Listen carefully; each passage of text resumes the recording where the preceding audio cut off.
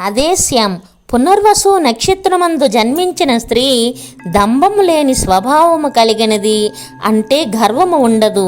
పెద్దల వలన శాస్త్ర జ్ఞానములను అభ్యసించినదై నిత్యము తపోదాన పుణ్య కార్యక్రమాలు చేయుటలోని ఆసక్తి కలిగి ఎల్లప్పుడూ ధర్మనిరతి కలిగి విజ్ఞానము కలిగినదై నిత్య మాంగళ్య శోభితురాలై, అంటే సౌభాగ్యంతోటే పుట్టినదై ఉంటుంది. ఇలాంటి కన్యను మన ఇంటికి మహాలక్ష్మిగా తెచ్చుకుంటే మన వంశీ వృద్ధి చెందుతుంది, మన కుటుంబము సౌఖ్యముగా ఆనందముగా ఉంటుంది.